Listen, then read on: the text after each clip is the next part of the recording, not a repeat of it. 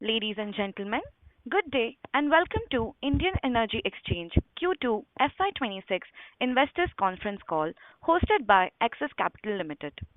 As a reminder, all participant lines will be in the listen-only mode, and there will be an opportunity for you to ask questions after the presentation concludes. Should you need assistance during the conference call, please signal an operator by pressing star, then zero on your touchtone phone. Please note that this conference is being recorded. I now hand the conference over to Mr. Rohan Ghiwala from Axis Capital Limited. Thank you, and over to you, sir. Thank you, Bhumika. Good afternoon, ladies and gentlemen. On behalf of Axis Capital, I am pleased to welcome you all for the IEX Q2 FY26 earnings conference call. We have with us the management team of IEX, which is represented by Mr. Rohit Bajaj, Joint Managing Director, Mr. S.N. Goyal, Chairman and Managing Director, Mr. Vineet Harlalka, Chief Financial Officer, Mr. Amit Kumar, Head of Operations, New Product Initiatives and Exchange Technology, and Ms. Aparna Garg, Head, Investor Relations and Corporate Communications. We will begin with the opening remarks from Mr. Rohit Bajaj, followed by an interactive Q&A session. Thank you, and over to you, sir. Good evening, friends. I welcome you all to the IEX earnings call for Q2 FY26. With me today on this call are Mr. Satyanarayan Goyal, CMD IEX, Mr. Vineet Harlalka, CFO and Company Secretary, Mr. Amit Kumar, Head of Market Operations and Exchange Technology, Ms. Aparna Garg, Head of Investor Relations and Corporate Communications, and Mr. Aditya Wali. At the macroeconomic level, India remains the fastest growing major economy in the world, posting a strong GDP growth of 7.8% in the first quarter of fiscal 2026. This trajectory has been powered by strong domestic demand, investment activity, and a steady expansion of all major sectors, including industrial, services, agriculture, and construction. The Q1 number offers optimism amidst global political uncertainty as India remains a source of stability and opportunity in the international landscape. The Indian Meteorological Department has reported 8% higher rainfall during this year's monsoon, the highest rainfall in 5 years.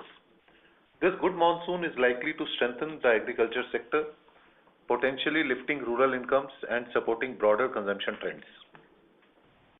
In addition, fiscal policy measures to reduce the GST and simplify compliances are expected to further support economic activity going forward. Consequently, the RBI has revised India FY26 GDP growth forecast to 6.8%, up from its earlier forecast of 6.5%. On the power sector front, weather continued to play a key role in this quarter as well. Electricity demand growth during the second quarter remained moderate, with a power demand of 449 BUs, higher by 3.4% on year-on-year basis. In the first 6 months of FY26, however, power demand has remained largely flat at 894 billion units, compared with 886 billion units in H1 FY25. On the fuel side, ample fuel has been available at a competitive prices. India's coal production reached 203 million tons in the second quarter of FY26. At nearly 450 million tons, production in the first 6 months of FY26 has also remained similar as compared with Q2 FY25. The coal inventory as of October 2025, stood at nearly 20 days. For the quarter, imported coal price for 4,200 GAR coal declined to $42 per ton, a decline of nearly 19% compared with the same quarter last fiscal. For Q2 FY26, prices of imported gas remained favorable at nearly $12 per MMBTU, compared with $13.6 per MMBTU in Q2 FY25. Overall, the fuel situation for the sector has remained comfortable. Let us now talk about few important regulatory updates and policy initiatives. Recently, key amendments were proposed to the Draft Electricity Act Amendment 2025, wherein state electricity regulatory commissions have been specifically empowered to determine tariff suo motu to ensure timely cost recovery and avoiding delays. Cross subsidies are to be progressively eliminated within 5 years for sectors such as manufacturing, railways, and metro operations. In a push for C&I and open access consumer, DISCOM may be exempted from their obligation of supplying to commercial and industrial user with 1 megawatt and above load. One of the DISCOM in the area shall be assigned as a supplier of last resort. The proposal should open up DISCOM resources for supply, avoid trying up standard power, and enhance competitiveness of the C&I segment. Draft provides for specific penalty of 45 paisa per unit for RCO non-fulfillment. Further, the draft also allows for contract for difference (CFD) based products for the development of the market. In an earlier order, CRC streamlined predefined time slots for trade under TAM contract across exchanges. Public consultation for these predefined slots have been conducted, and the final order has been reserved by the CRC. The regulator also proposed modification in the price discovery mechanism of the day-ahead contingency segment from the current continuous matching to uniform price step auction through draft amendments in the Power Market Regulation 2021. Stakeholder comments on these amendments have also been completed. This order will help improve liquidity in TAM and DAC segments. CRC had issued draft guidelines for virtual power purchase agreements (VPPAs) earlier this summer. Consultation and due proceedings with regard to this have been completed. The draft recognizes power exchanges as authorized platforms for sale of electricity by RE generators under VPPA arrangements. Renewable generators entering VPPAs may sell the electricity component in the collective segment on the power exchanges. This would help increase volume on exchanges. In another development in reference to the carbon market, the CRC issued draft regulations for trading of carbon credit certificates for both obligated as well as non-obligated entities through power exchanges. The stakeholder consultation have been completed and final regulations are likely to be issued in due course. Further, greenhouse emission intensity targets have been notified for 271 obligated entities across sectors such as aluminium, chlor-alkali, cement, and pulp and paper. The final notification regarding this has been published by Ministry of Environment, Forest and Climate Change after conducting stakeholder consultations. This development marks on an important milestone for commencement of carbon credit certificates trading on power exchanges in the near future. In August, the CRC issued amendments to General Network Access (GNA) regulation, introducing network access for solar and non-solar hours for all RE-based projects. The amendment aims to tackle the inefficiencies by introducing time block-based restrictive access to ISTS system, thus aligning capacity allocation with resource generation. These provisions would improve network utilization and optimize cost going ahead. During the second quarter, the MOP issued the final notification on Renewable Consumption Obligation (RCOs). The notification defined RCO fulfillment method to also include RECs acquired under VPPAs, among others, and also provided for fungibility of obligation under wind, hydro, and other components. We have sought CRC's approval to align our green contracts with the revised RCO components. The order in the matter is reserved. Once aligned, the contract will provide due clarity to the market participants for RE sale or procurement, which may increase RE participation going forward. CRC issued an order on implementing market coupling on 23rd July, in which regulator decided to initiate process of implementation of market coupling of day-ahead market. This is to be done by January 2026. In the same order, it is mentioned that coupling of real-time market (RTM) will be considered at a later stage. The order also talks about running a shadow pilot for coupling of term-ahead market and stakeholder consultation for RTM and SCED coupling. Further, in this order, CRC has directed staff to initiate consultation with Grid India and all exchanges on the operational and procedural aspects of day-ahead market coupling, including identifying and proposing amendments required in various regulations. IEX has filed an appeal against this order in Appellate Tribunal for Electricity (APTEL). The next date of hearing is scheduled on 28th of November.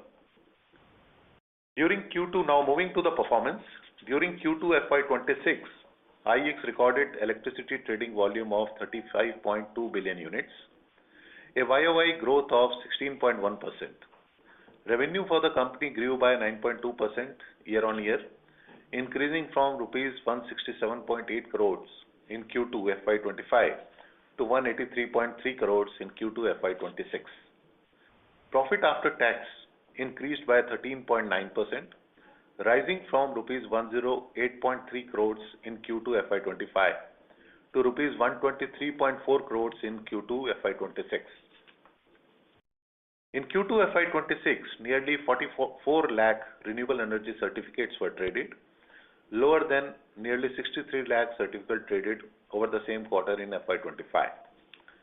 The RTM segment continues to demonstrate strong growth with 36% share in volume at IEX, surpassing the share of DAM segment for the first time ever. For Q2 FY26, RTM volumes at nearly 15 billion units were higher by 39% on YOY basis, highlighting the segment's critical role in helping DISCOMs, open access consumers, efficiently manage short-term needs. RTM's ability to offer flexibility and immediate responsiveness underlines the opportunity to efficiently integrate renewables with the grid. Green market volume in Q2 FY26 rose 17.7% on YOY basis to 3 billion units compared with Q2 FY25. This segment advances integration of clean sources such as solar and wind into the grid and helps obligated entities, including DISCOMs, meet their renewable purchase obligations. With an increase in hydro, wind, and sustained supply from coal-based generation, supply liquidity on power exchanges improved and led to substantial drop in prices. In Q2 FY26, sell bids in day-ahead market of IEX increased by 39.3% on a YOY basis.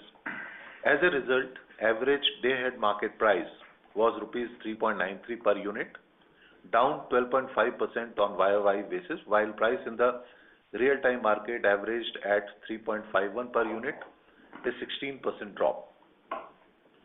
With regards our product pipeline, we continue to await approval from CRC on our petition to extend term ahead market contracts from 3 months to 11 months. As regards Green RTM, CRC has reserved order on IEX Green RTM petition. Green RTM would provide an opportunity to reduce deviation exposure due to weather events by providing an avenue to trade green power 1 hour in advance.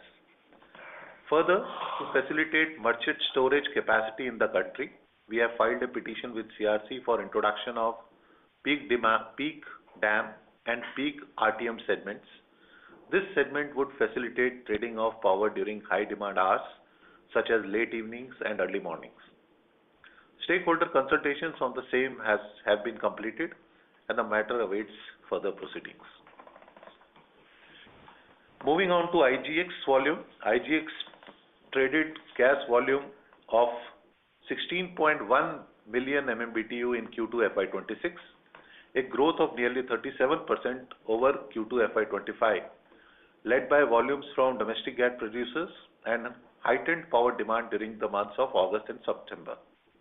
For Q2 FY26, IGX recorded a profit after tax of Rs 9.6 crores, which was higher by 57% compared with 6.1 crore in Q2 FY25. As gas prices continue to remain stable and policy initiatives continue to remain positive in the sector, volumes at IGX would continue to be robust. The arrival of early and prolonged monsoon this fiscal moderated power demand. Nonetheless, with CA's forecast of power demand at 366 gigawatt by 2032 and power consumption to reach nearly 2500 BUs, demand growth will continue to drive exchange volume. In response to this expected demand growth, the MOP has been regularly monitoring the roadmap of thermal capacity addition of 80 gigawatt by 2032. Recently, the country's leading power producers also outlined investment plan to increase their thermal capacity by over 50 gigawatt by 2032. In addition, policy measures undertaken by government and regulators to ease supply side liquidity is expected to further rationalize power prices on the exchange.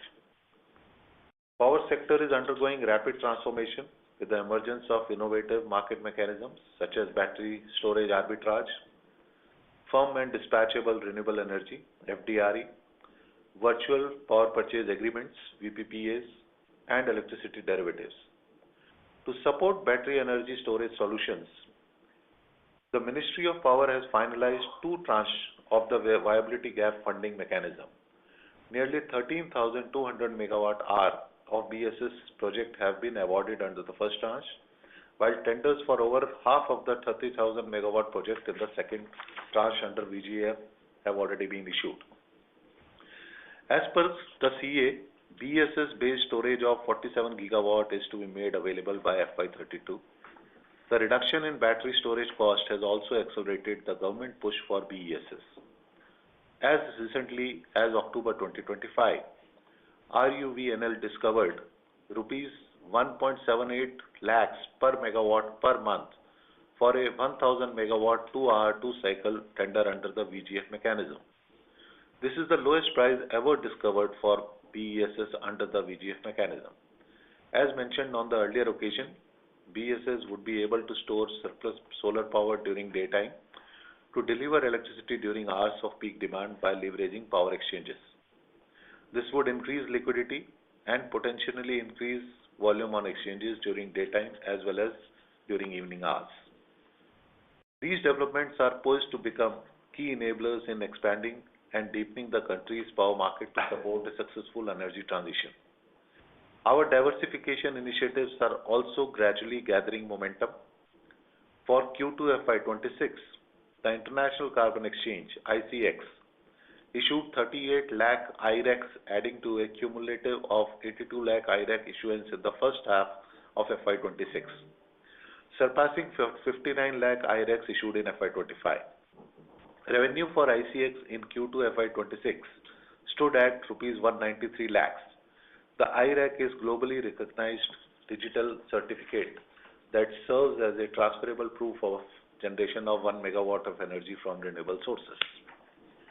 With regards to the coal exchange, Ministry of Coal has been exploring options for market development in the coal sector and has created enabling provision under the Mines and Mineral Development and Regulation Act to set up a mineral exchanges. Recently, draft rules have been issued for appointing coal controller as a regulator for the coal exchange. IX has been working with the stakeholders to explore setting up the first coal exchange in India. As India advances towards its net zero goals, energy exchanges are expected to play an increasingly significant role in shaping the nation's energy ecosystem. Thank you, and now we can have question and answers. Thank you very much. We will now begin the question and answer session. Anyone who wishes to ask a question may press star and 1 on their touchtone telephone. If you wish to remove yourself from the question queue, you may press star and 2. Participants are requested to use handsets while asking a question. Ladies and gentlemen, we will wait for a moment while the question queue assembles.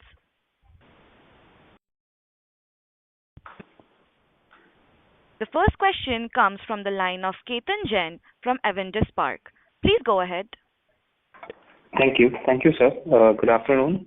So my first question is on the status of implementation of market coupling.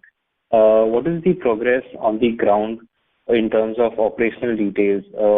Where you guys asked to make a software, or what has been the progress, and is it on time to get implemented by Jan 2026? Good afternoon. With regard to status of market coupling, we are not aware about any developments which have taken place so far, because what we understand is that for working out details for implementing market coupling, there will be discussions which will be required with the exchanges, with the Grid India, and procedures will be worked out, and regulations amendment will be done, Maybe those drafts will be issued for public consultation. So, to best of our knowledge, so far, nothing like that has happened. So we were not contacted by the regulator or Grid India for developing any software. It's still no contact from them. We are not aware of any such program. I mean, program about how they want to implement it and when they want to implement it. Understood. Sir, also if you could provide us with how IEX will play a role in coal exchange and in the carbon exchange, if there is any development in that. See, as far as carbon trading is concerned, as per the regulations, this will be CRC is the regulator for the carbon credits, and the trading of carbon credits will happen on all the three exchanges which are regulated by CRC. So that means the existing exchanges, IEX, PXIL and SPX will be able to do the trading of carbon credits. Coal exchange, yes, Ministry of Coal is in the process of issuing the rules for this, and they will make Coal Controller of India as the regulator for this thing. Then they will have to draft regulations and do public consultations and finalize the regulations. Thereafter, interested parties can apply for the license of coal exchange.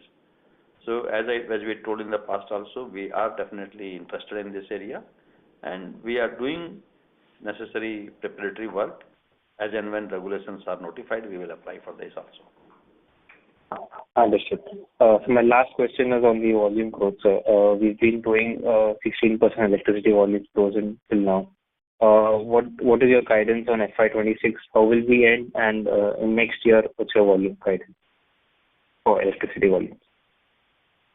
I mean, so far in the first half of the year, the demand in the country has been practically flat. In spite of that, we have done a volume growth of almost about 16%. So for the remaining period also, we expect reasonably good growth. I mean, we should be able to maintain a growth between 15 to 20%. And for FY27, sir, any view on that?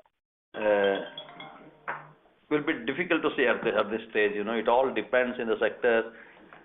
How will the demand work out, weather conditions, what those will be. So, but I mean, we were saying that we have been achieving a growth of, on an average, almost about 20% growth in the last 5 years. So we should be able to achieve that. India is a growing economy, developing economy. So if we have to grow at a rate of 6 to 7% in the GDP, definitely the electricity demand is also going to grow. And as far as electricity is concerned, the whole electrification of economy is happening. A lot of things are happening in the electricity sector, EVs and data centers. So now the batteries are also becoming commercially viable. So a lot of storage is happening. If that happens, then the daytime surplus power can be stored and evening hours the power can be used from the batteries. And exchange will definitely play a very critical role in all these activities. So I'm sure growth potential, what we have achieved in the past, we should be able to sustain in future also. Understood. Thank you and all the best, sir. Thank you. Thank you. The next question comes from the line of Sumit Kishore from Axis Capital. Please go ahead. Good afternoon, sir. This is Sumit here from Axis Capital. My first question is, the power. So last fiscal power demand growth was 4.2, 4.3%. This year, first half has been flattish. How much of this is really attributable to weather? And in your opinion, is there a slowdown versus what was expected for the C&I power segment also? What is your impression? It was mainly because of the weather. Because, right from April till October, we are seeing very good rains this time in the country, and there is a surplus rainfall in the country. As a result of that, the agricultural demand has crashed. And also, the summer demand, the domestic demand also was much lower than what it was expected. So, in Grid India's estimate was a peak demand of 277 gigawatt. Against that, only about 250 gigawatt was the peak demand. So, I think looking at all these things, it was mainly because of the weather conditions. C&I side, we don't see any reduction in demand, rather there is increase in demand.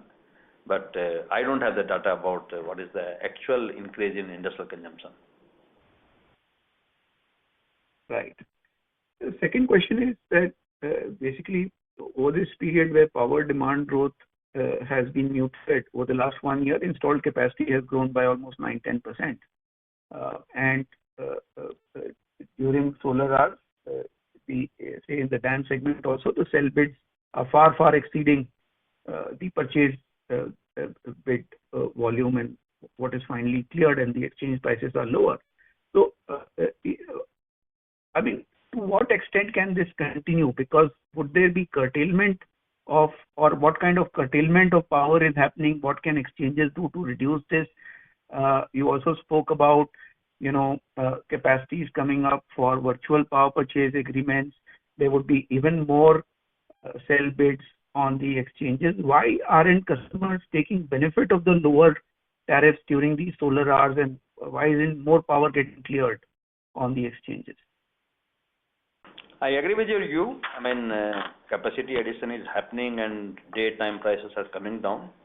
But this stability in the system will need some time. Today, need of the hour is capacity addition that is happening. Solar power is cheaper. It is cheaper than even variable cost of the coal-based power plants. So we need to do solar capacity addition. And when the exchange clearing prices are lower during the daytime, we are seeing a lot of demand shifting during the daytime. So if you see the demand curve of the country as a whole, earlier the peak hour used to be in the evening hours, now the peak hours is in the daytime. So the demand shifting is also happening now. Not that demand shifting is not happening. People are making use of this cheaper, daytime cheaper power.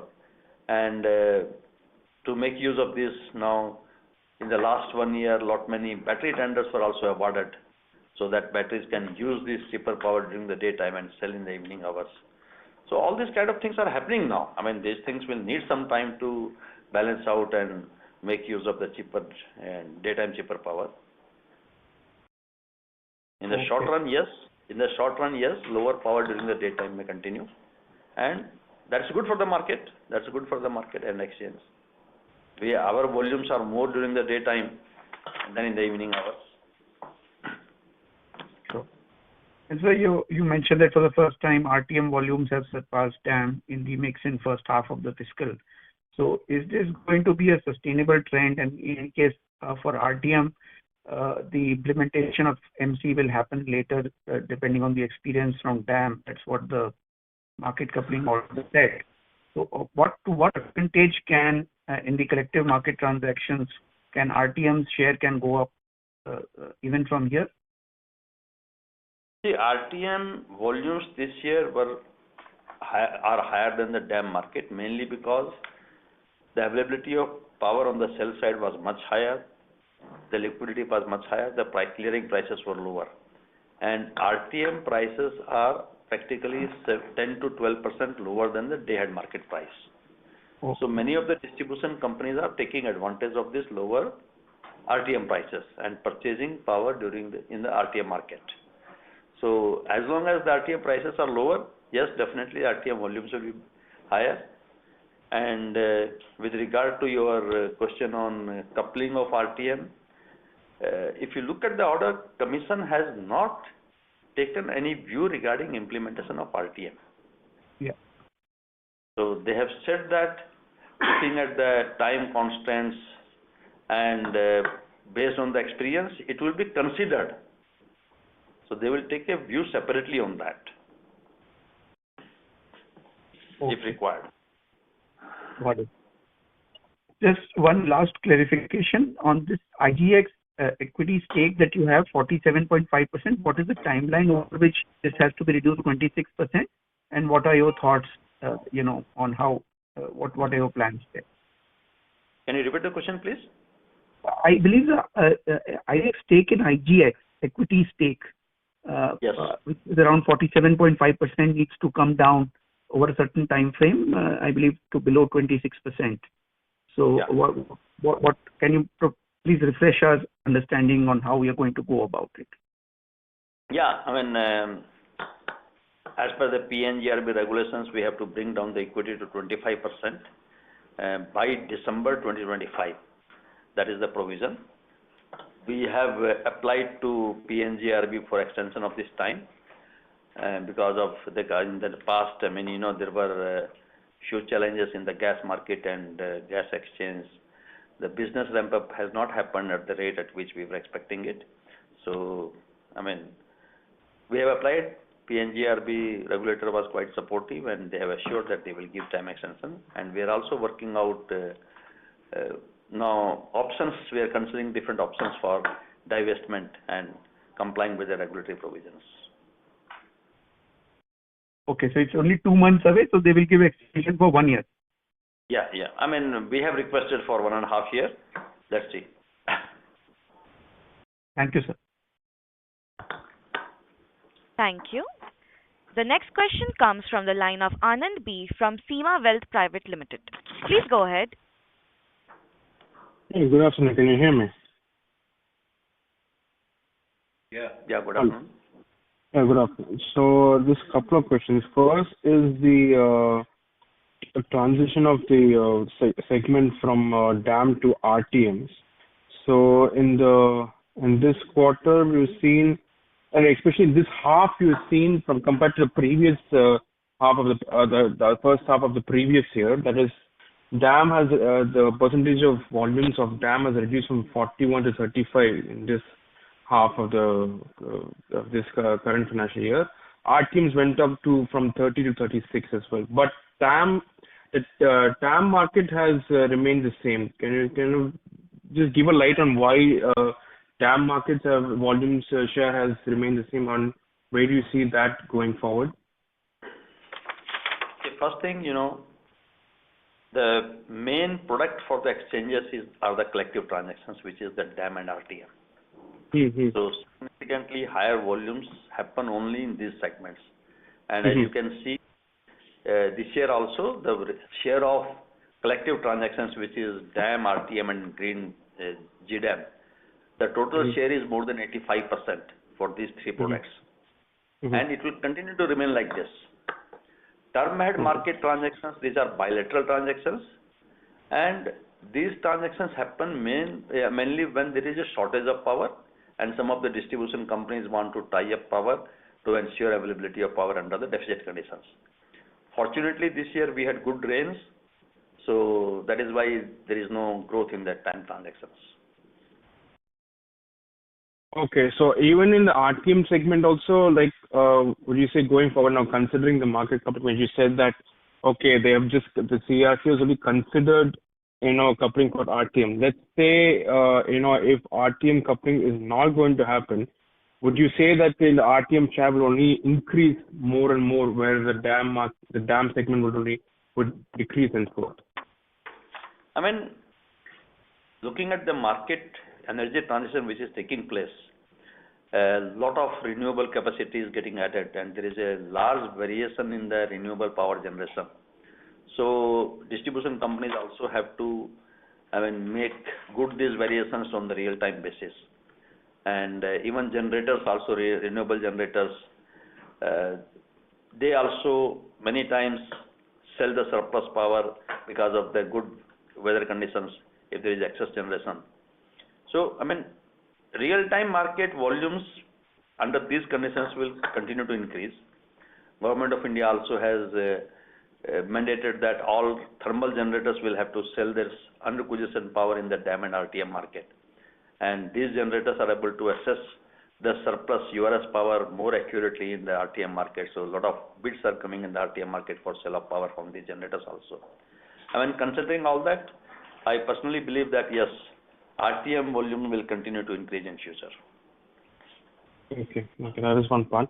Second, I want to touch upon the virtual PPAs front. I just want to know the current scenario of how much of that is going forward, and what will be the share of the exchanges, or what potential that exchanges can have a share of the virtual PPAs. See, virtual PPAs are normally done by the industries or multinationals when they want to comply with the RPO obligations or their sustainability targets. And under that, what they do is they get into a contract with the generator and they commit them a fixed price. The generator sells power in the market. And difference between the market clearing price and his contracted price is to the account of the multinational who has contracted this.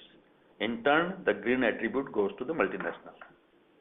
Now, under this kind of a contract, what we understand is that yes, couple of VPPAs have been signed, and I think almost about 2,000 megawatt of VPPAs are under operation or under execution. So, and that power is coming to the market for sale. 2,000 megawatts of virtual PPAs. Yes. Okay. And in any case, most of these VPPAs are for the solar power, and during solar time, in any case, we have a lot of cell available. We have cell available to the extent of more than 50,000 megawatt. So, if there are more virtual PPAs, there will be more cell during this hour. Okay, and you're saying in the 2,000 megawatts virtual PPAs, how much the entire share is coming to the exchanges, or only a certain portion of it? Entire is coming to the market. Okay. Any estimates of how much can come to IEX specifically, or any about it? Can you repeat, please? Any idea how much of that can come to IEX specifically? No, and in fact, entire is coming to the IEX because they are mostly selling in the day-ahead market. Okay. Okay, thank you so much. Thank you. Thank you.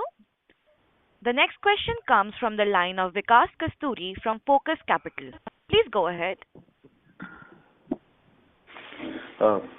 Good afternoon, sir.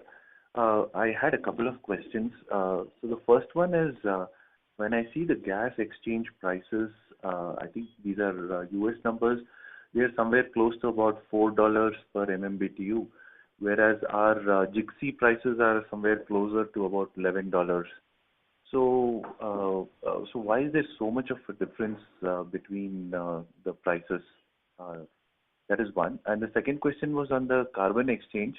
Are there any business development initiatives that we are doing to scale it up, sir? Could you just speak about that? Thank you. Yeah, in case of the gas market, US prices are based on the Henry Hub. And Henry Hub is a index which is basically determining the gas price in USA. It is not international gas trading exchange. It is basically for the transactions happening in USA. And since USA has surplus gas available, their trading price is around $4, $3.5 to $4. If that gas has to come to India, then that gas will have to be liquefied, transported, and regasified. The rate for that gas also will work out to be something around $10 to $12, which is the rate of the GIXI. But mostly in India, the gas is coming from the Middle East side, and because that is nearer to India, transportation cost is lower, and though the rate of that gas is today is almost about about $11, and it was about $12, $13 a couple of months back.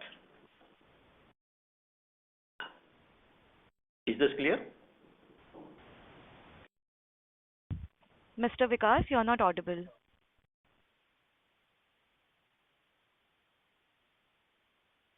Mr. Vikas, please unmute your line. Let me answer the second question. And second question was regarding market development activities about carbon trading. Regarding carbon trading, CRC has issued draft regulations. Public hearing was held. Order is reserved on the carbon trading regulations.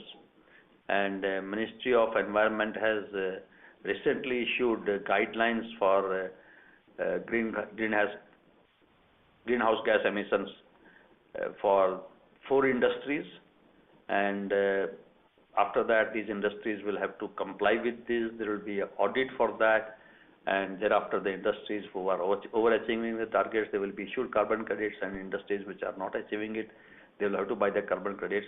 So I think all this process will need another 1.5, maybe 1 to 1.5 year, and thereafter the carbon trading will happen. And we are regularly in touch with the different authorities, and we are also in touch with the different industries for the trading of carbon credits. So we are doing all necessary preparatory work for this. Thank you. Thank you. The next question comes from the line of Yashodhan Nerurkar from Ionic Wealth. Please go ahead. Yeah, hi. Thanks for the opportunity. So I just had two questions. The first is, I just wanted a clarification. In the event of market coupling, say the entire volumes are split in the ratio of say 70 and the balance to exchange is like 15-15. So will IEX be responsible for clearing the 70% of the volumes, as in even if the price is discovered by say third entity like the market company operator, would IEX be responsible for clearing the 70%? So would they be getting paid for all the buys and sells that they have got on the exchange? So that's first question. And second question is, you always in every call talk about the different developments and draft amendments that the regulator has been looking to sort of implement. What is the progress of all these developments, and how soon can we expect some of the key developments to actually materialize, and what sort of benefits would IEX actually accrue from those developments is the second question. Thank you. Your first question was Clearing, sir. clearing of the volumes. See, whatever buy bids and sell bids will come on the IEX platform, and whatever is cleared after the market coupling, we will settle those bids. Suppose I got sell bid of 500 million units, buy bids of 200 million units. Out of that, after the clearing, after the price discovery happened at the centralized location, out of that, my 200 million units of sell bids are cleared and 150 million units of buy bids are cleared. So that means I will get from this 200 million units buyers money, I will get from them. I'll get from 150 million unit buyers, and this money I will pay to the sellers who have sold 200 million units. In addition, I will also get money from the other exchanges whose buyers were cleared against the sell from my sellers. So there will be inter-exchange settlement also. So whatever volumes are cleared on IEX platform, we will do the settlement for that. Okay, perfect. That answers my question. And secondly, about the developments and how material would they be, and how soon can we expect the progress to happen in those? See, if you look at the government and regulators, everybody is basically interested in development of the market, and there are many such initiatives which are being taken by the government. In the past also, if you see the late payment surcharge which came streamlining the payments for the generating companies, that brought in the financial discipline in the sector, and as a result of that, the capacity addition is happening in the country now. Then there was an amendment in that all generators will have to sell the URS power on the exchange platform. As a result of that, we are getting a lot of sell bids on the exchange platform. On few days, what we see is in the day-ahead market, we get sell volumes of almost about 150 million units to 200 million units. Similar in the RTM market also, 200 to 250 million units kind of sell bids are coming. So, and now Government of India has proposed amendment in the Electricity Act, and as per this, again, this is basically for bringing viability in the power sector, improving performance of the distribution companies. So if that happens, definitely the demand for the power is going to increase, and this will definitely help exchanges to grow business. Same thing from the regulator also. VPPA provisions were approved, and I think 2 years back when the GNA was implemented, that has also streamlined all this network connectivity and the charges for the short-term transactions. So I think all this streamlining is happening. This is keeping in view how to develop the market in the country. Now we are talking about the capacity market, that if a distribution company do not have adequate capacity which is required for meeting the demand, how can they buy that capacity, how to develop the capacity market. So these things are happening. So these things don't happen every day, but it's a continuous process, and the government and regulator both are working in the direction of developing the market in the country. Okay, fair. That answers my question. Thank you so much. Thank you. The next question comes from the line of Faisal Zubair Hawa from HG Hawa and Company. Please go ahead. So, as far as the legal cases are concerned, what kind of forum are now we being represented on this coupling matter, and when is the next hearing? I'm not clear about your first question. The next hearing is on 28th of November. And this is with CERC? The next hearing is in APTEL, Appellate Tribunal of Electricity. Okay. And sir, what is the kind of technology changes that we can bring in so that we don't lose much volume even if coupling does happen? We are working in the company, and what kind of changes in the system we have to do, what kind of technology support we need to provide to our customers to create customer loyalty. So all those things are being worked out. I don't think on this call it will be possible to elaborate on those things. So we are definitely going to take technology intervention to ensure our customer share. Okay, sir. Thank you very much. Thank you.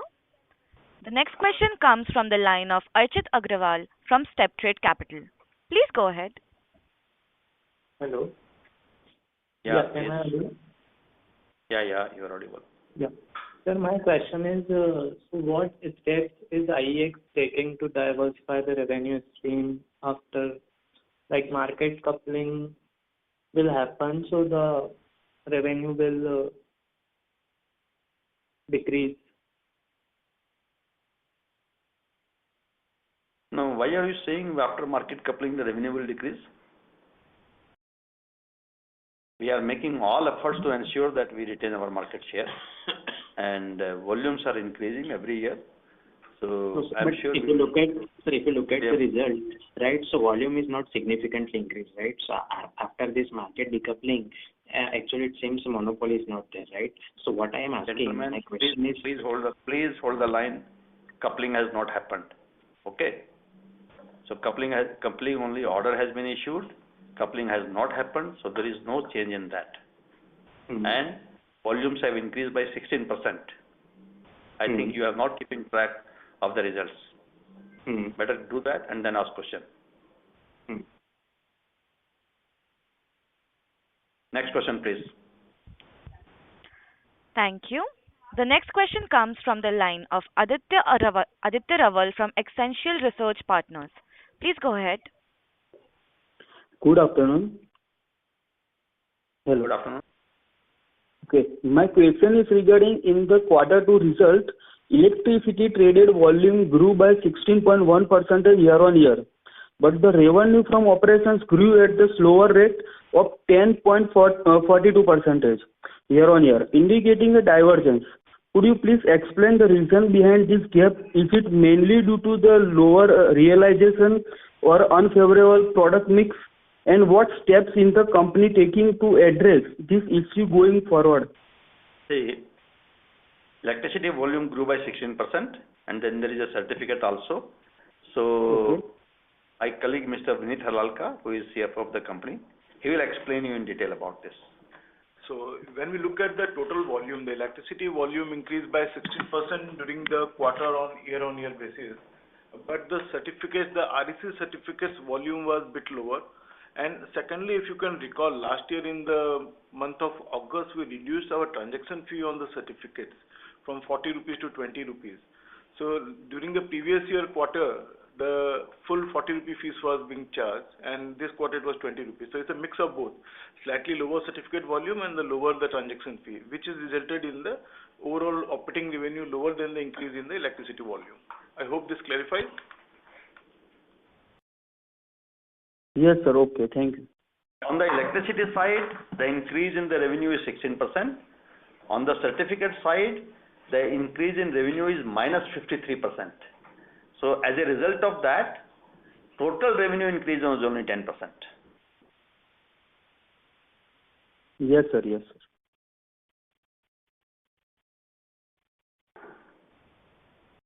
Thank you. The next question comes from the line of Meet from Alembic. Please go ahead.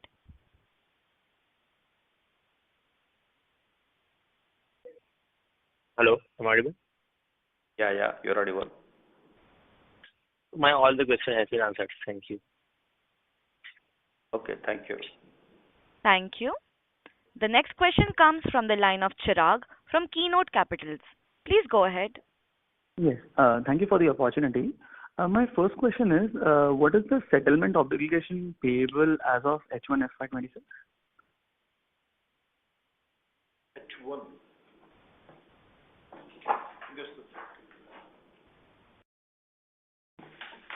The settlement payable is keep on changing depending upon the volume and price. If you look at the balance, the closing balance as on 30th of September, the total payable amount was near about 500 crores.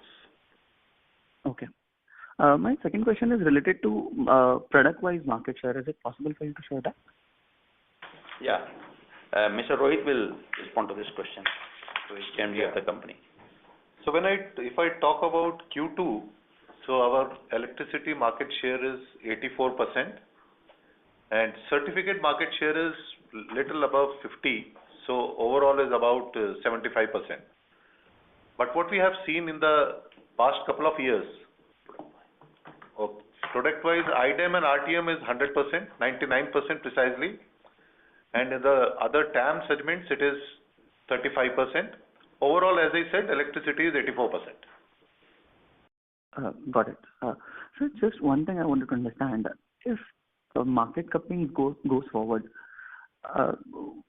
apart from the tech, are we willing to go into price wars also if that takes place? See, let the coupling happen. We will look at the market conditions and take a call based on that. I don't think we need to decide that thing today itself. Right. And as for you, But I can tell you one thing. In the term ahead market, all three exchanges are active, and there also the price war is not there. So I don't see any such situation that after coupling there will be a price war in the DAM market. Why should we talk about war here? Let us talk about peace. Fair enough, sir. And as for you, sir, you have been focusing a lot on retention of customers, as you rightly mentioned earlier. So apart from technology, what is the USP what IEX has? Yeah, it is hard work of last 17 years, because of which we have been able to build this market, and the kind of connectivity we have with the understanding we have with our customers, the kind of understanding which we have developed about the requirements of our customers, and the value which we provide to them, the market development activities which we have done. I think all these things are our USP, and we'll continue to do all these things. And I'm sure this will definitely give us good market share in future. Perfect. So just last question from my side. As there is a new thing that is happening in the market, the derivative, electricity derivative market, right? Just wanted to understand what will be the revenue model for IEX in this? We have an agreement with MCX that they will share a part of their revenue with us, because they are doing the settlement based on our clearing price. But if you look at the volumes which are happening in the derivative market for the month of August, September, October, these are negligible. So I don't think at the moment there is any point in talking about the revenue model out of that. Fair enough, sir. And sir, if you have this clarity, are nodal-based electricity derivative taking place, or is there any clarification to that? I couldn't get your question. So in US, electricity derivative markets takes place has been very flourished because of the nodal-based electricity derivative. So if there is a node in Los Angeles per se, derivatives are traded based on that nodes. So just wanted to understand, is such kind of development in US electricity market is different, and that is why derivatives are also based on the nodes. In India, we have, you can sort of uniform transmission price within a state, and the derivatives are also based on that. These are basically zonal.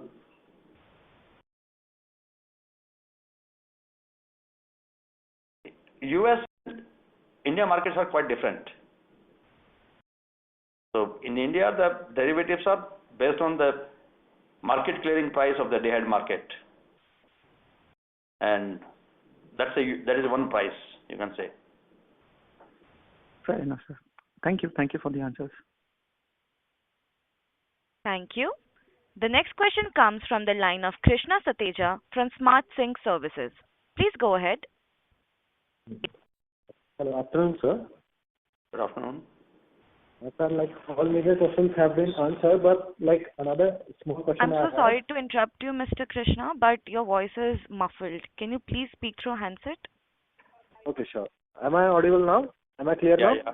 Yes. Better now. Okay, sir. So like major questions have been answered, but a small query, like once the carbon trading certificate gets yes notes from the all regulations and all that, like you expect from 1.5 years from now. So how significant volume we can expect from that? How significant they can affect the financials? It's difficult to say that because it depends on to what an extent industries are able to comply with the GHG gas emissions norms. If everybody is complying, then there is no trading. If few are complying, over complying, and if you are under not complying, then yes, the trading will happen. So it all depends on that. But looking at that trend in the past for the E-certs and RACs, we believe that the market could be as big as RAC market. Okay. Okay, that's from my side. Thank you. Okay, thank you. Thank you. We will take that as a last question for today's call. I would now like to hand the conference over to the management for closing comments. Thank you, friends. I would like to thank each one of you for being part of today's call. Throughout the second quarter, we witnessed efforts from the government and regulators to establish a favorable policy and regulatory climate to develop the energy sector. We at IEX remain committed to contribute to the development of a sustainable and energy efficient future for India. Thank you so much. Have a great evening. Thank you. On behalf of Axis Capital Limited, that concludes this conference. Thank you for joining us, and you may now disconnect your lines. Thank you.